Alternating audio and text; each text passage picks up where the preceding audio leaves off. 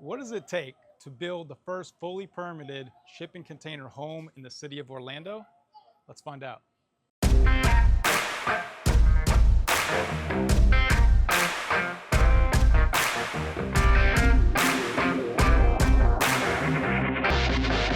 All right, guys, how's it going? We're here with Kelsey of Wolf House Properties, and thanks for having us. Yeah, for sure. I'm glad that you guys took an interest. I love having you part of this process. Awesome. So, what is this? This is the first fully permitted container home in all of Orlando? Or? Yes, in Central Florida, from what we know, surrounding cities, we've not seen any residential containers so far. Yeah. Hopefully, some of the other cities will see that it's a good use of space and a good use of time. It's efficient. Yeah. And they'll get more open to it. You know, and we talked to other cities, and for the most part, we got immediately shut down. Really? Immediately. But Orlando was actually receptive, yeah. or? Yeah, they were like, for sure, you just have to just conform to the correct standards. Right. And this specific area was a little difficult. They were changing the code a little bit in this area at the time. Okay. And so it was kind of, we worked together at that. Because Colonial Town is kind of known for what, 1940s, 1930s, 1950s homes? Even some 1920s. In fact, this one in front of us is 1925. Okay, nice. So I remember when the container was actually on the crane. I was so glad you were there that day. Oh my God, that was insane. So that was the best. It was going right over this house. Luckily, the people weren't. Yes, no, they inside. knew what was going to happen, and they knew which day they were supposed to be out and how long. And we had shut down the whole street. It was amazing. Yeah, it was so cool. Yeah. And it took what, maybe 2-3 hours just for the first one to get into place? Or? Once it got started, it was a full day of the process itself, but one day, and you've got all the walls up, and that's kind of the idea behind container construction is you cut down on framing time. Right. And then you can just get right into it. Yeah. So you want to go check it out? Yeah, for sure. All right. So this is so cool. I mean, what inspired you guys to actually put something like this together? Try.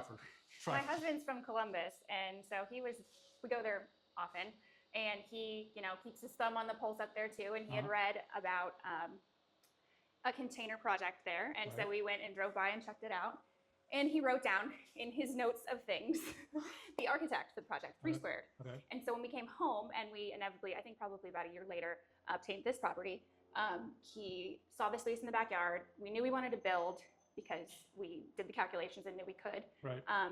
And so his first call was to 3 Squared, and he said, "Have you done anything in Florida? Do you know anyone in Florida doing this?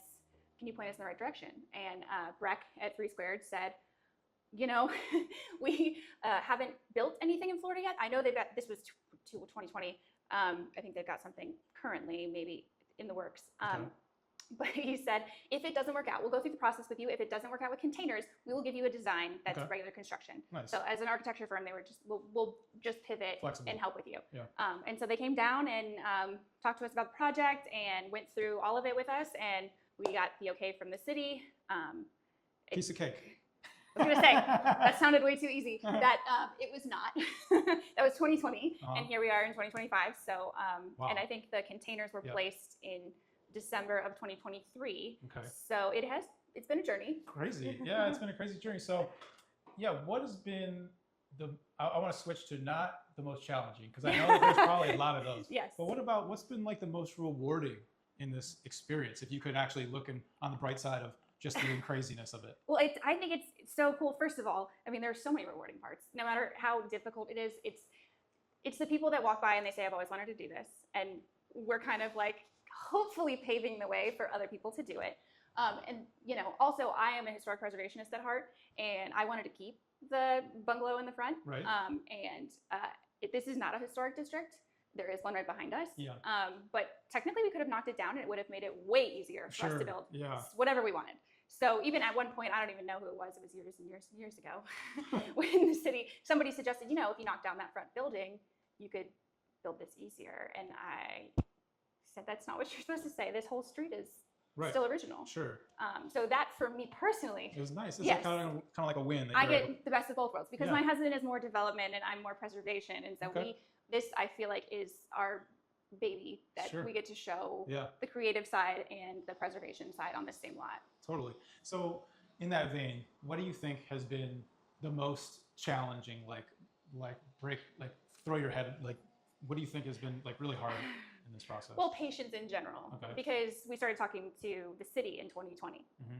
And we've, you get some people who are really on board with it, some people who don't see the vision. Sure. And so when you're getting permitting and approvals, you get bounced around a little bit. So you get somebody who's like, this is so cool, let's do it. Right. And then you get to the next step and it's somebody who's saying, absolutely Right. not. This doesn't work, the setbacks or whatever. Yeah, so it's the general concept. You Mhm. got to kind of have the vision for it. The other thing is parking. Okay. And that I think is the sore spot of most development. Okay. This is a primarily commercial street, lots right. of offices. If Right. you come here at 5 p.m., no one's parked on this street. Right. We have a couple of residential places here, but for the most part, it's commercial. But we still have to abide by how many parking spots per unit. Right. And so that really takes apart your plan. So we Right. definitely had to rework the plan a couple of times to make sure we had the right amount of parking spots, even though when our residents come home from work, the whole street is clear. Right. So I'm a big believer in the shared parking theory, Okay. and obviously the missing middle. That's kind of our the backbone of our philosophy as far as development. Being able to infill without it looking like an apartment complex. Sure. Yeah, that makes sense. So one thing I'm really curious about is in terms of how do you insulate? Are these efficient?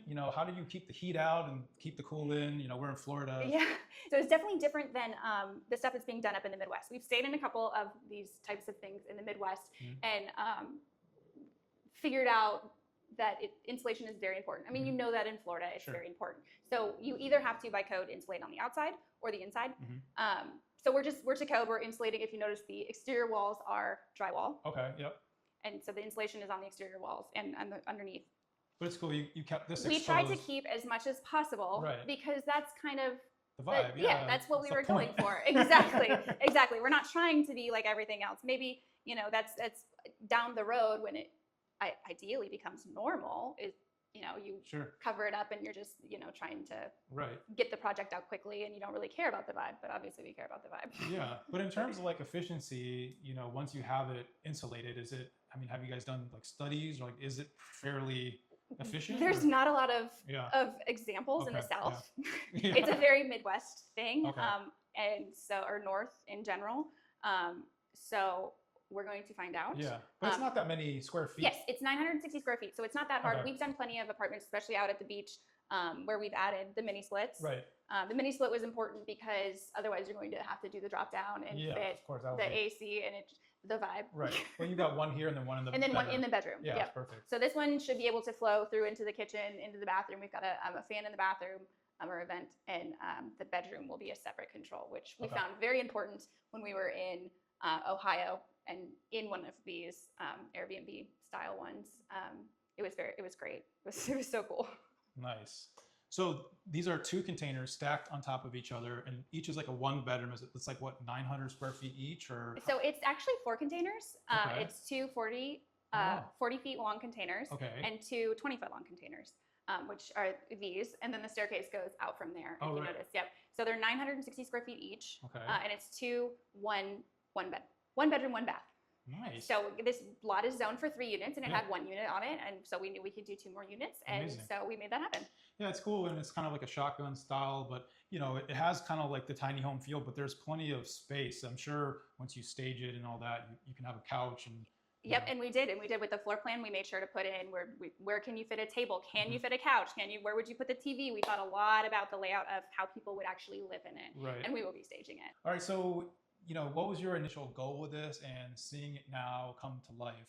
How does that compare to what you guys were envisioning? Well, the vision is this is the test case for ideally reproducing it, because that's the goal of shipping container construction, is to be able to reproduce, to efficiently timeline and Finished product.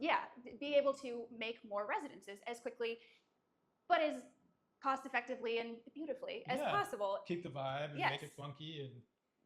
But in Sure. general, just make sure that we're getting out the housing in a timely manner, because that makes it more cost effective for the developer. Sure. but more housing makes it more cost effective for the renter, the purchaser. Sure. So that's kind of the end goal, is to find a way to replicate this in a bigger scale. Okay. Because bigger scale means more containers at once, Right. which cuts down the costs. Okay. And an apartment building across the street took X amount of months to frame, Right. and you get multiple stories, and it Sure. takes a very long time. Whereas one day stacking these, Yeah. and you can stack a bunch of them in one day, Yeah. and it cuts down on the time Sure. immensely. And so, kind of a quantity-based method.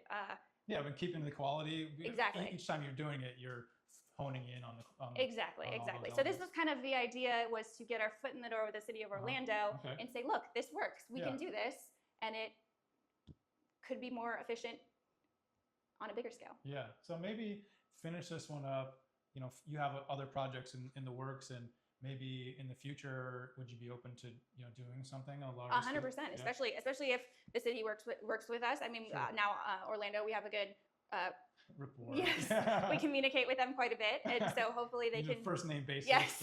Chuck, get over here. 5 years into this one project, but yeah, no, we hope that this is an example of why this should continue, Right. and not an example of why they should say no next time. Well, dude, thanks so much for having us, and please, check out for more behind the scenes, and when it's done, can we come back and? Yes, please do. Please, I'm so excited for that moment. All right, awesome. Thanks.